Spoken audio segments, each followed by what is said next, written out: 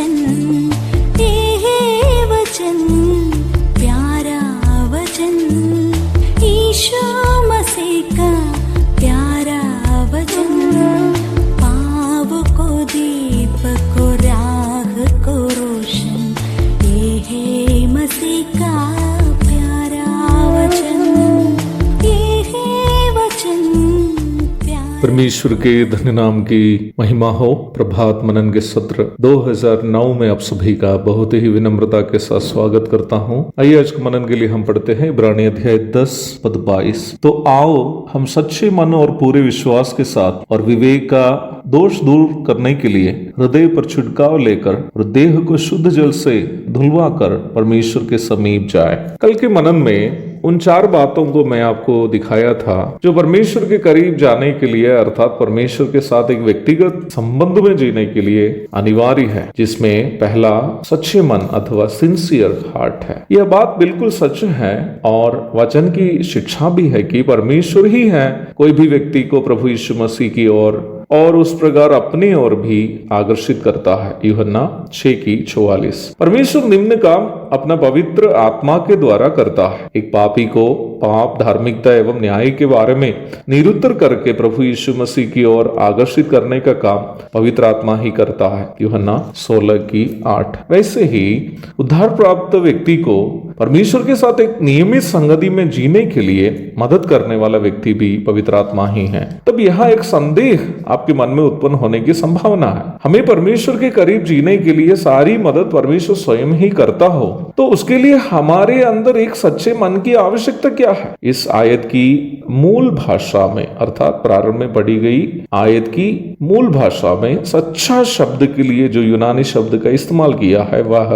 परमेश्वर के करीब जाने के लिए व्यक्ति के अंदर जो हार्दिक इच्छा होनी चाहिए दिखाता है। परमेश्वर किसी भी मनुष्य को एक मशीन की तरह नहीं बल्कि स्वेच्छा से काम करने की आजादी रखने वाला एक स्वतंत्र इंसान के रूप में ही बनाया था। परमेश्वर के द्वारा मना किया जाने के बावजूद भी आदम और हव्वा मना किया गया वृक्ष का फल इसलिए खाया क्योंकि स्वेच्छा से अर्थात अपनी इच्छा से कार्यों को करने का स्वतंत्रता परमेश्वर उनको दिया था। निम्न स्वतंत्रता का गलत उपयोग आदम और हव्वा को पापी बना दिया था। वाटिया के अन्य विशेष वृक्ष जीवन का वृक्ष से भी उन्हें खाने का स्वतंत्रता था, जिससे खाने से परमेश्वर ने मना नहीं किया था। जीवन का वृक्ष का फल खाते तो आदम और हव्वा अमर हो जाते, चिरंजीवी हो जाते, परंतु स्वेच्छा से कार्य करने के लिए परमेश्वर ने उनको जो स्वतंत्रता दिया था उसका दुरुपयोग करने से मनुष्य मृत्यु के अधीन हो गया। वैसे ही परमेश्वर के द्वारा प्रेरित किया जाने के बाद भी उसे स्वीकारने और नकारने का स्वतंत्रता आज भी मनुष्य को परमेश्वर दिया है। ये मनुष्य की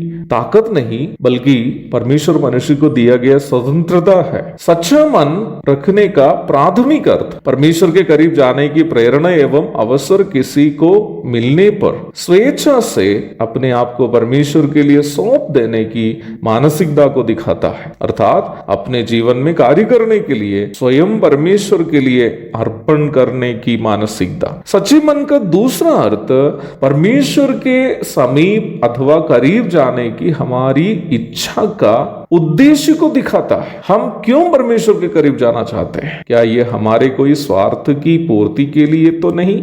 यह परमेश्वर से हमारा प्रेम के कारण है?